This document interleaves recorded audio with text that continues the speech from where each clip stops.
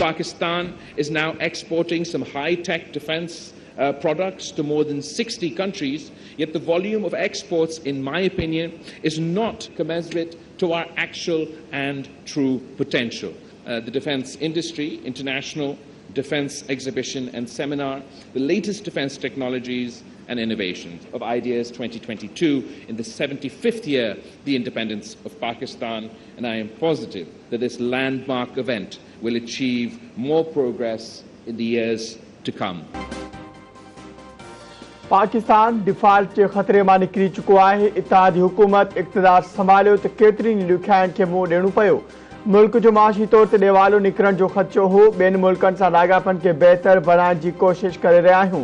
परॾेही मामलनि वारे वज़ीर बिलावल भुट्टो ज़रदारी जो दिफ़ाई नुमाइश आइडियाज़ 2022 जी इफ़्तिताही तक़रीब खे ख़िताब। संदसि चवणु आहे पाकिस्तान तबाही आणींदड़ मॉनसून खे मुंहुं ॾिनो। ॿोॾि सबबि मुल्की आबादी जो वॾो हिसो मुतासिर थियो। ॿोॾि सबबि GDP खे 10% नुक़सान पहुतो। मौसमियाती तब्दीलियुनि खे मुंहुं ॾियण लाइ हंगामी बुनियादनि ते क़दम खणणा पवंदा।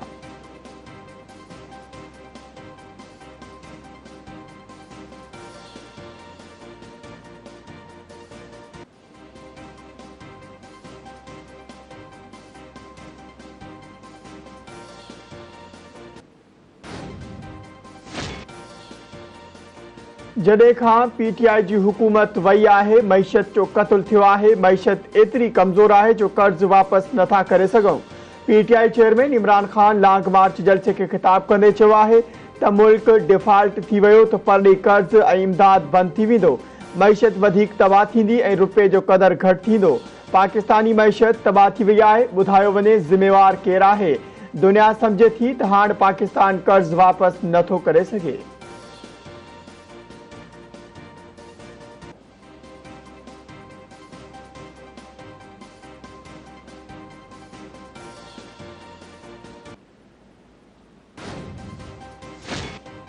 इलेक्शन कमीशन कराची ऐं हैदराबाद में मकानी चूंडुनि बाबति फ़ैसिलो महफ़ूज़ करे वरितो। हिन वक़्तु मकानी चूंडूं नथियूं कराए सघजनि।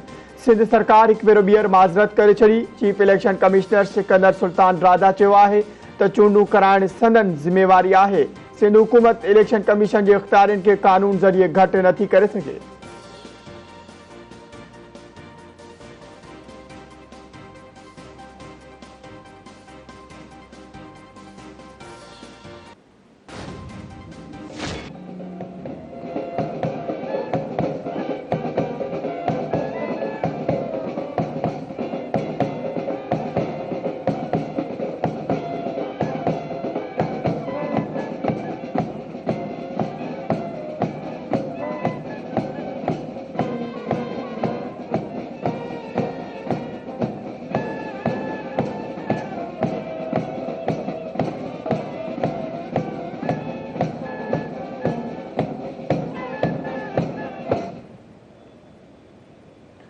कराची में आलमी दिफाई नुमाइश आइडियाज़ 2022 की शुरुआत परॾेही मामलनि वारे वज़ीर बिलावल भुट्टो ज़रदारी पारां इफ़्तिताह कयो वियो।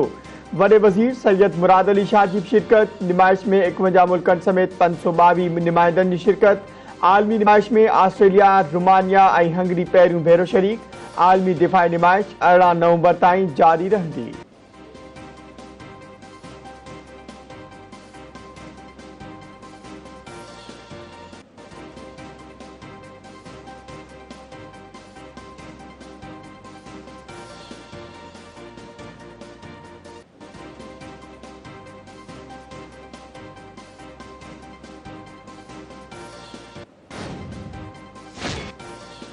वज़ीर आज़म शहबाज शरीफ कोरोना वायरस जो शिकार। 2 ॾींहनि खां वज़ीर आज़म जी तबियत ठीक न आहे।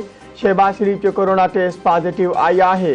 सुध समा वारी वफ़ाक़ी वज़ीर मरियम औरंगज़ेब तस्दीक करे छॾी। अवाम खे वज़ीर आज़म शहबाज शरीफ जी जल्द सेहतियाबी लाइ दुआ जी अपील।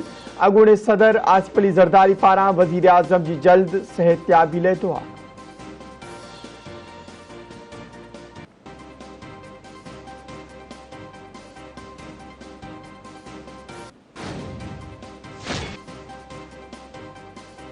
कराची के सुजानी टाउन में हद दखलिन खिलाफ ऑपरेशन दौरान हथियारबंदनि की फायरिंग में मारिजी वियल मुख्तियार कार एजाज चांडो जो मर्द मिट्टी माओ हवाले।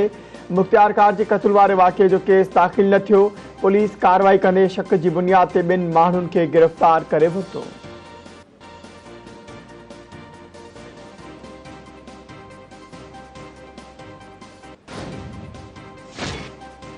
मुख्तियारकार एजाज चांडो के कत्ल खिलाफ रेवेन्यू खाते जा मुलाजिम सरापा एहतजाज बणिजी विया। आफिसुनि जी तालाबंदी करे एहतजाज मलीर, बदीन, मिठी, सांगड़, लाड़काणू, कमर शेदादकोट ऐं दादू में मुज़ाहिरा। जसकम जे सड़ ते पढ़ीदन शहर में शटर बंद हड़ताल, समूरा कारोबारी मरकज बंद। मुख्तियारकार के कत्ल खिलाफ सिंध बार काउंसिल की सड़ ते सखत समेत बेन शहरन में वकीलन पारा अदालती कार्रवाइन जो बाइकाट।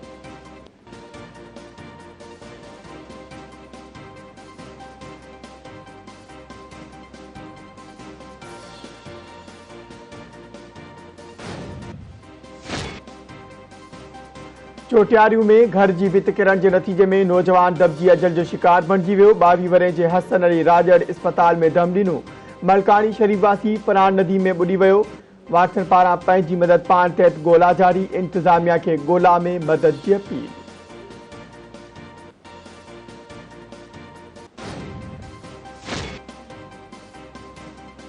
दादू भरसा कोच जो टक्कर लगन सबब नींगर हयाती विञाए वेठो। बिलाल कमरानी रोड पार करे रहियो तो तेज रफ्तार कोच खेस टक्कर हयो।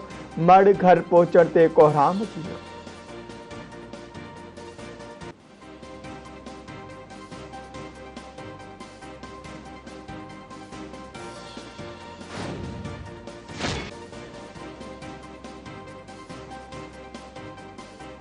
पंजाब के इलाके रुझान में फुर दौरान मुज़ाहिमत ते हथियारबंदन फायरिंग करे बिन ॼणनि खे क़त्ल करे छॾियो। हिकु ॼणो ज़ख़्मी, मारिजी वेलनि जा मड़ अस्पताल मुंतकिल। ज़ख़्मी की हालत घटिती जोगी हुजण सबब खेस रहीमयार ख़ानियो वियो।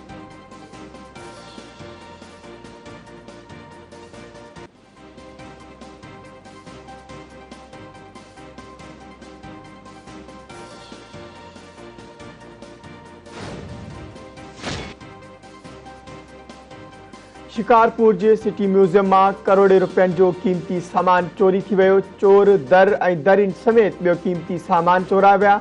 150 साल की तारीख़ी इमारत के बचाइण लाइ सिंध के सकावत खाते पारां कुछ अरसो पहिरीं म्यूजियम में तब्दील कयो वियो हो।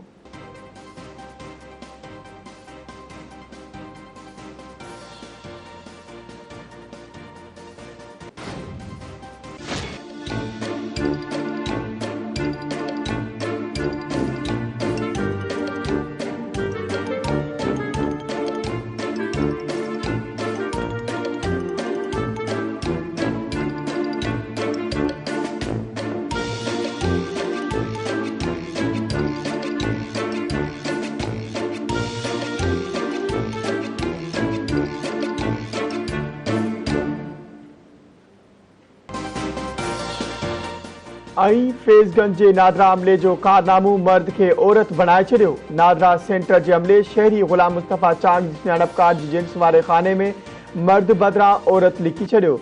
वल्दियत के खाने में औरत जो नालो लिखी वरतो। बादशाहजादी नालो पढ़ी मशहद कारो निवासी गुलाम मुस्तफ़ा चांद हैरान ऐं परेशान थी वियो।